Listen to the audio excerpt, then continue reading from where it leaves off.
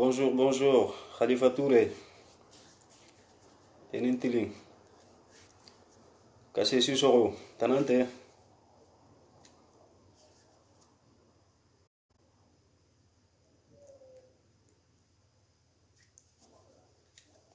Mbedane de memorole lil konondi reconnecté.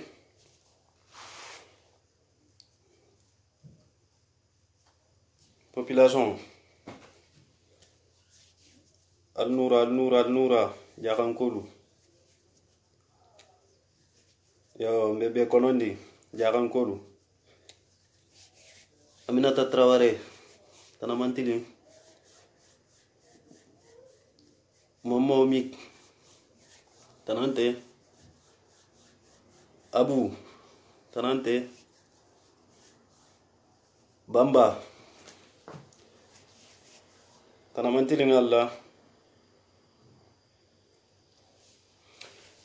Bon. Bi kumonte jamfala. C'est juste kununga appel Jamal Soton. Mo men ra conseil dit donc nyanta men kela donding et puis ra donding photo. Wala mo ni mo be baro kela ou bien ni mo be kumutala. Wo mo ko kanere te lon folo i momenti. Et ra mo je vidéo la ten. Peut-être dolbe je ul mahanen to ko fan vrai lo. Donc ni mo be kumutala. Après long follow i momenti.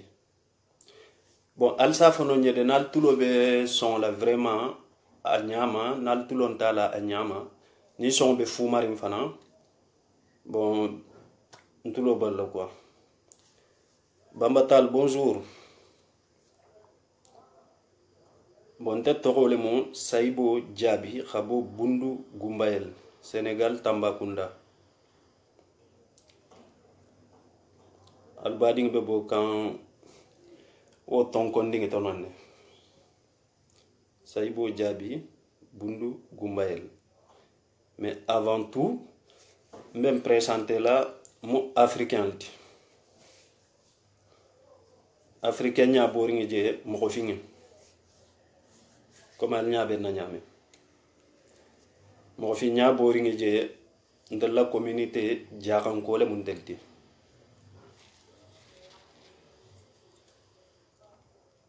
Donc fin ni si jaran ka kaname. Mbem présenter là la Saibo Djabi, Abou Bundu Gumbael, Sénégal Tambacounda. Bon, on a flâné on a parcours le donding, mbota sous Afrique, à Meta. Faïda nin kumahani hakilo manda fa kende bon kabrin dinding bon ndindin jaunte mais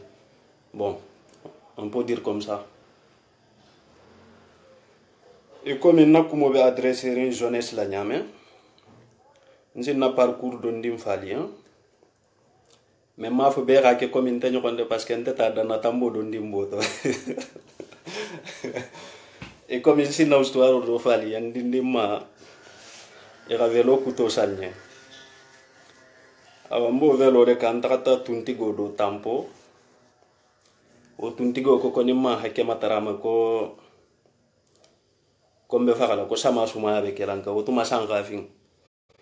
ko jio ko suma avec elante kanne awasa te be re bori tare hakema tarama kombang manson. Bon ndakata la na bun kono fon nal tata nkawdo ya o kana so kayen donc na tana si jiul ma bomma mais man hakema tarama de me sama suma ya fana man kenkan. Bon, nous savons que Djaranko, comme Djaranko, c'est vrai, Djaranko. Mais Djaranko, il est très très intelligent. Hein? Djaranko, on est très très intelligent. Nous avons Djaranko. Nous avons fait l'intimement écolique. Nous avons écolique. Bon, Hanim ben moi, mais nous faut qu'en français, mais nous avons écolique vraiment, vraiment. Peut-être si a faut-il délai. mais ni ga jembe kumala jaran ka kanto oye salut frérot. donc wole mun na kanti nsi kumale no français fanana har ni nga fotil ke mogol sa famu, mais je préfère nga kumanna kanto être fier d'être jaranke khayita jaranko la konte ko man katide silanya le benna turin koma, mais jaran konte ko man katide ni ga jube jaranko ini siwo sindin kafta albe kacala woti gola kanale to plus tard har ni man kanyime alla kafo kamala, donc jaranko bo kangame lale. bon nsa exemple ta jaranka sate be dunia jango jandi ni fulo le be sigiri, mais jaranko majorité be ka fulo mele, mais itel man jaranko me, donc et ça ta non ne ma ka fo que nte ko man kati quoi, on est très intelligent, voilà. bon isa jube bundu me exemple do tala bunduma à la base ntum manya video kela bi ntu nyanta video kela mardi le ngaranda bu mendi wala mu mardi à partir de 16h fo atakabla 18h là, ça dépend temps Kenya, mais ni radio nga video kebi donc nkumu tanyoko lele lo kankili ani menu be conseil di la ailleurs qu'on a présenté, donc c'est normal aussi. donc be kuma la mogol be suivi la mogol be la kuma kan la mela ite me présenter dol mal momenti, donc on be présenter là. bon dol be je lo khallone parce que nya be lo nyoko jamale la même be suivi kan, donc ani la commentaire lu, mais dol be je wol mal long, mais je pense que hani menuna ta plus tard ntro de musaibo jabi khabo bundu gumbayel Sénégal Tambacounda, voilà. bundu ntel ko comme jaran ko le tim fangal be sonni woma, mais sa jele nin tuntigo nata menu be bokan mali ma fangal la na ka bundu traverser ani gore le siboje ani sahul nimbalu si sebe fakala yi lungolundi ndu mu jaran ko le ti, donc ntelu mandroit ka ku façon do ke pour ka godo soto, ou bien mandroit ka ku façon do ke dunia khaje. mais wo tuntigo membe je traverser la jaranko normalement bon de la base be silami aleka o dum wo saxol si diwo mañadi o balu be faxalo ye lungolundi si selu be faxala ye lungolundi, bon ala me hakilo tu dondi ite je wo tuntigo bon kawandinte de, mais hani moro membe mori ya kela ite be ta moro ya mo ni ala mi kuma wo mo mi message ki ala mi message ki mo ma o moro ban o tuntigo ban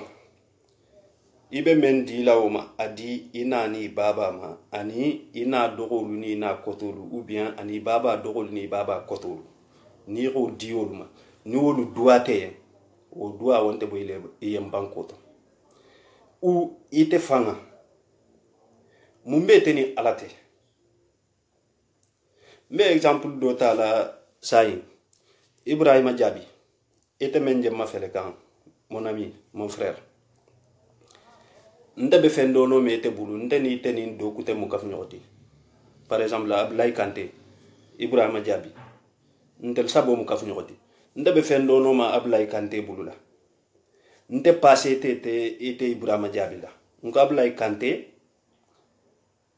nke safune Ibrahima yemban akala nyim fe nyindim parce que hajo bala,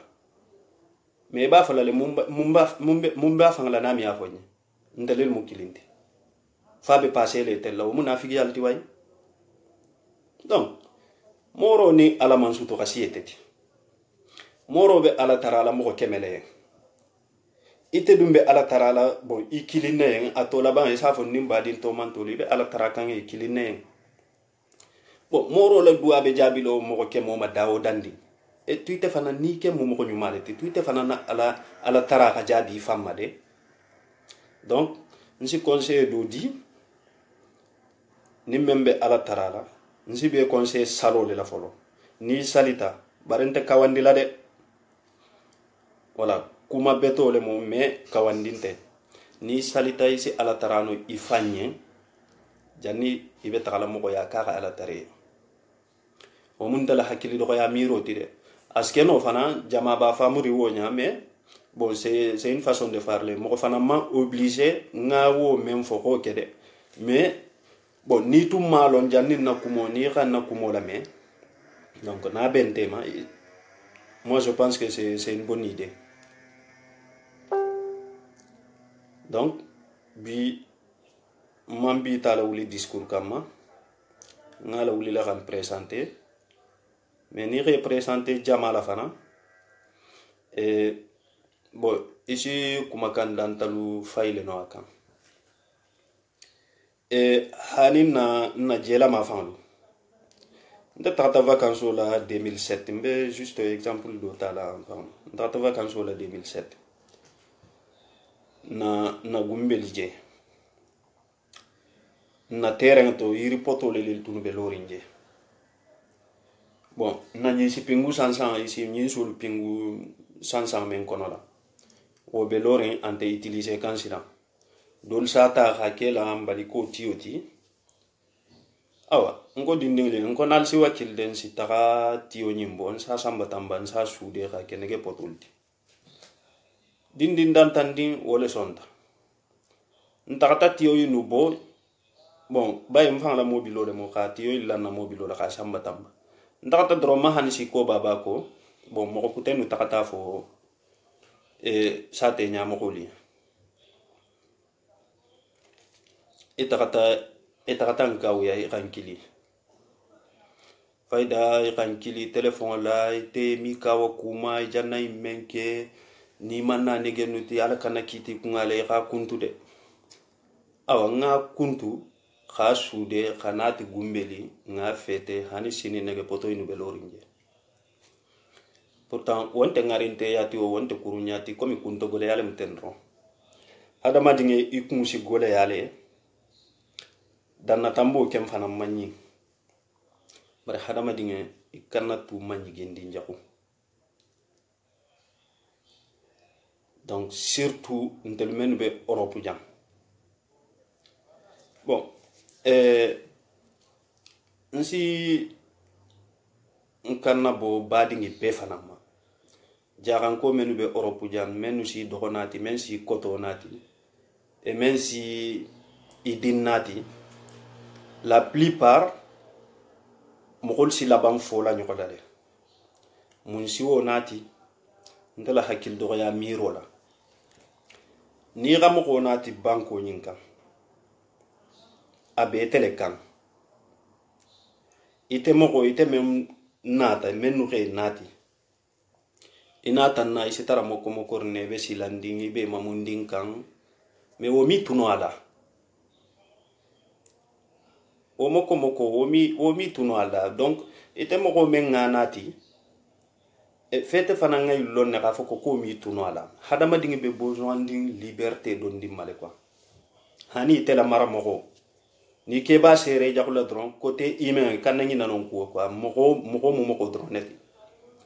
wakati do be nala iba de tanga o men kala o ba toro lale albe fo lale ko bon moi personnellement man kente la de mais le fait que ça katcha le men ça ku jamame ça ku jamaje fo mo ko hana jele kul sitara resi sosul donc hada madinya fui mangole kabo sigi nyoko ya fem mangole kabo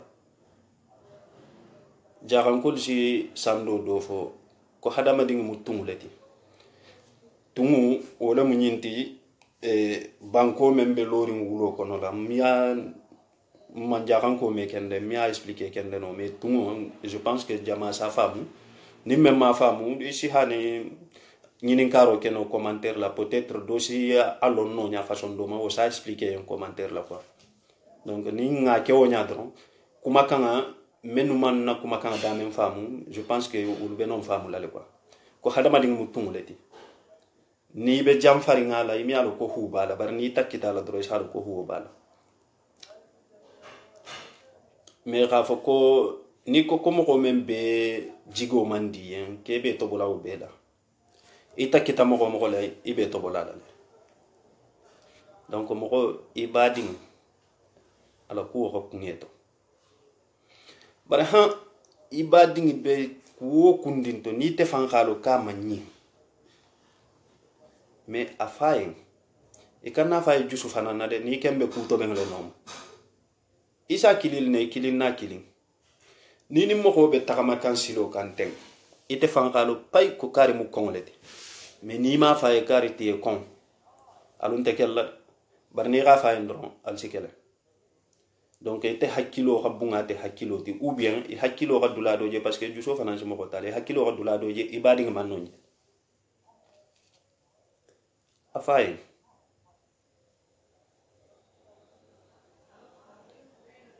wala musiloti ni ma faye fana ijija ikanna fa koma har na katara akanate ma iga fa koma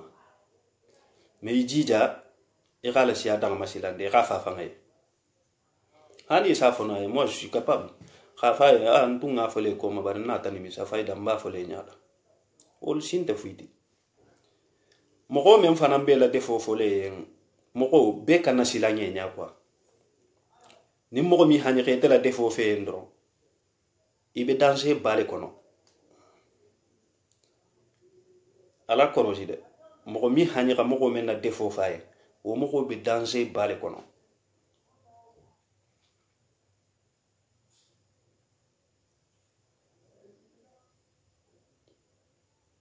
jaran kodu ala nga hinna nyokola e galo na miro to kontelel mu hinna lati banen be ku kilim fola hinno façon ga siale de isi taram moko isi moko banne ngarinte ya kotela ite fanga malo kebe ngarinte ya la ni jamana ni gaje moko jama be stressé rinjam e moko le si moko stressé sans se rendre compte que ntele be kar kerinten quoi mokon te barala o mu kilindi fen tabulu o mu fulati kaytin tabulu o mu sabati bon anatelu menu be nyokoto ni al moko mi fen tanu ga di moko majamu me kuma kandima bar ni gam moko la juta fanna folo i khayi tala kante fenti dron e ijana stressé le woti ay boy douter la fanto donc hadama di nyamu fen noleti mogo wo kundi ni ba kela miniti kilinta ike mirawo kuoto janni ba kela miniti kilin inte sabu nola ike mira inyanta kuo men kela ike mirawo to janni ba kela c'est très important et puis nga même fo bon mi abe fo no bi barenda be sila la be ma na mbe adresser la mogo menu be Afrique tenten ni man Europe la soto folo nta fo kan ko mo kanana de mogo silo sote kana ay soton ne janyaga bele jambara ay soton ne ni men ko kami soton peut-être soit le trompeta soit wala trompeta bay baro ni gangi ni njagi isa soto Afrique fana bon ay soto lo je de bari be mi soto no je yo bar ni be Afrique ina be jam i baba be jam ou bien i koto be jam bon ete si i basé o le kanin salicita pour aga fenkima non kan i basé o kan logo sarse dula dul kemena de mu dula dul keme woro parce que nga ran signala de bon la plupart mbe fem fo la jan donc on sa fengele on sa analyser le folo jannim ba fola fengo fendi ni renseignement de mun sa renseignement ngi ka folo jannim ba fola mbe exemple tala logo sarse le keme woro le mo ke gana sa ko mani midite si logo sarse kilin sotolo no tilimoto sama senentala ni salo be dasarin karu kilin wala karu fula mogo hajo bele logoma be fana mi logo tege no de bari ku kuten bele je fana isi menke fana si mira le no doron parce que menu be sigirin jal ka afriki lo gasi anteti ni ga logo sarse fula tege donc wa kilin keme fula be bulu ni ga nani tege donc wa fula keme nani be bulu men safiri keme woro la wafula keme woro aussi la salo kele esi rafam nin seno keta sotomanke non ici compter i koto kan ou bien si compter i dogo kan ou bien si compter i wulubagolu kan mais ko salo alkana mogo kilija ko salo sita alsa kele no de barnte bulu bon mogo nyanta imundi nanoma xamo ko kilija ko salo sita moi personnellement mbe sutu mame atumbe nkun kono nyale bari bi France ma mi akeno asimalu yale mbe jang abe ko minimba ta kan ta ke sole kono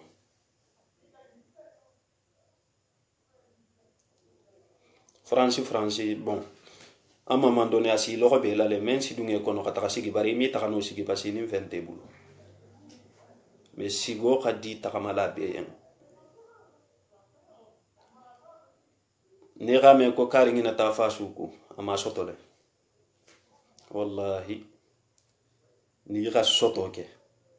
be fan sonta hani anti babul ni ga soto ke ifasu mi ngina ku ni ga la botele la droit sa ka d'origine mo ineti donc immigré fem be wulala sigi logo ben na le mi sigi nole na logo ba la nyamende alba fo kamba sagi logo be mfana lawo nyale mi afole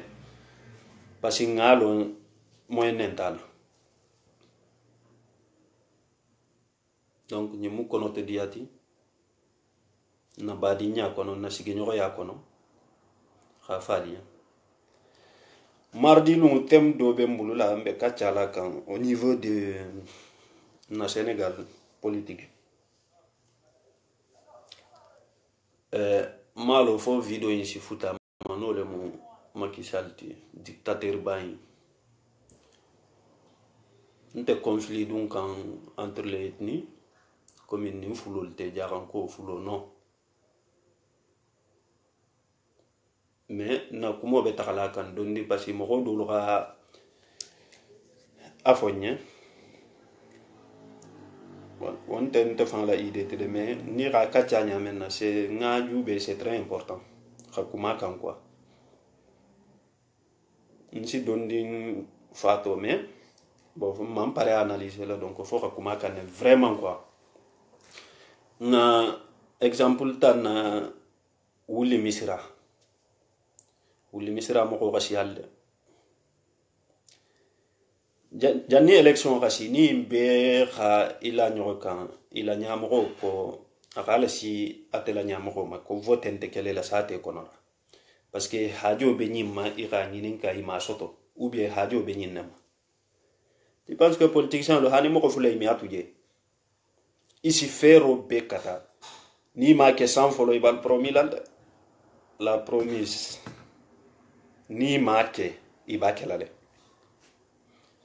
donc ñogole kew yalla mun te politique sem fananti de mais nimbe kuma la bon si kuma bele kan askeno do ben na sakala te o gamel longato nte fanga mo jakko longato mais le fait que kuma man soni abe bulu